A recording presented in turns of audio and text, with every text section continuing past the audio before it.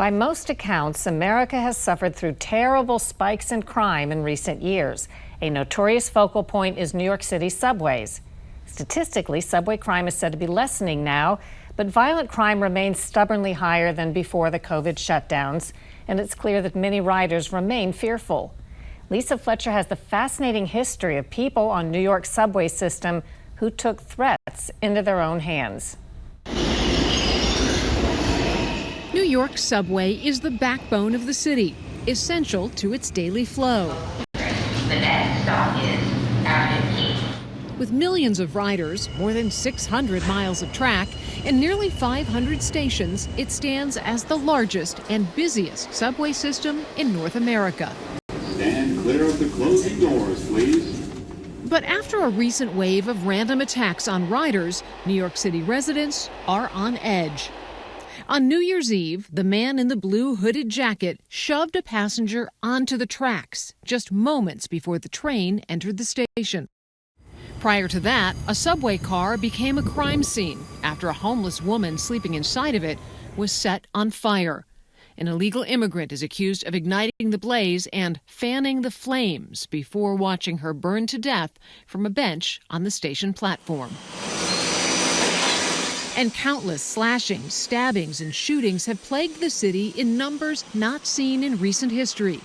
And I'm afraid. I'm being honest. I'm really afraid. One thing these crimes have in common, aside from their horrifying nature, is that they occurred in the absence of police.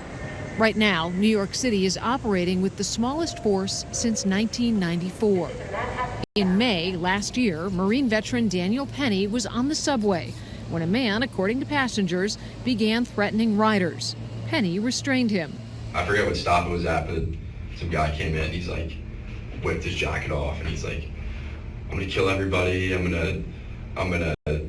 can go to prison forever, I don't care, I don't do this. At that point, I looked to the person next to me like, hey, just hang on to this phone for me. I had my headphones in and took it off, and just kind of like grabbed him from behind, because he came in, just to because he was acting like a lunatic, like a crazy person. Jordan Neely, a homeless man with a history of mental illness and drug use, died. Penny faced charges of second-degree manslaughter and criminally negligent homicide. His trial showcased the city's divide over what some called vigilantism. In December, after a 2-week trial, the jury found him not guilty. In another major development, chaos erupted both inside and outside a New York City courthouse today after a jury found Marine veteran Daniel Penny not guilty. Daniel Penny's story is not the first time a man accused of being a vigilante took action when faced with danger on the subway. Good evening. It is Christmas Eve in New York, and the talk of the town is not peace on earth, but the violence among us, this time in the subways, where a vigilante and his gun brought terror this past weekend. 40 years before Daniel Penny, Bernard Goetz was arrested after opening fire in a New York City subway on a group of young men he claimed were trying to rob him and beat him up. He became known as the subway vigilante. And if you think that is so terrible, I just wish anyone could have been there in my place. If you don't know better, you just don't know New York. Goetz was charged with attempted murder, assault, reckless endangerment, and several firearms offenses. He was found not guilty, except for one count of carrying an unlicensed firearm. Retired NYPD officer Peter Panuccio was a rookie when Goetz shot the men on the subway. There was fear. There was fear no matter where you lived in the city. Is my car going to be broken into? Is my house going to be burglarized? Am I going to get mugged on the subway? 40 years later, the sense of fear is back in New York City. Bernie Goetz was a hero. That's how people viewed him. With Penny, he had overwhelming support of the rank and file New Yorker. If it was me and I had to defend myself, I would have done exactly the same thing. And I think we've gotten to a point where it's not safe to be here.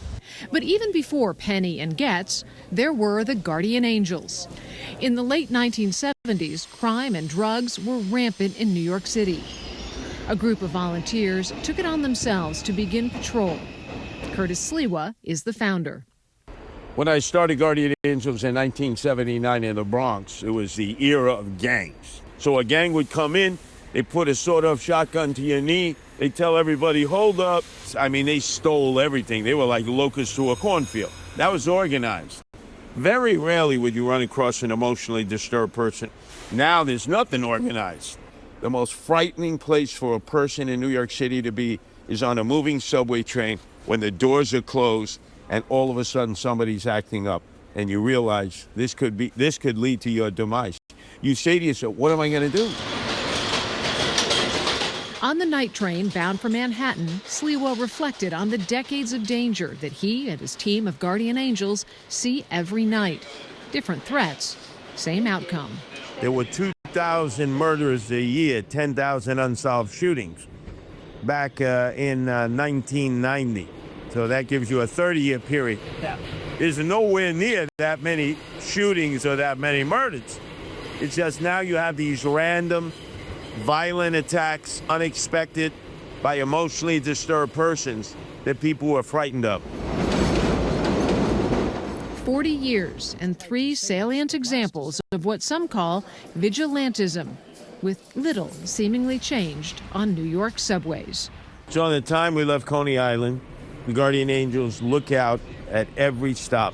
We haven't seen one cop.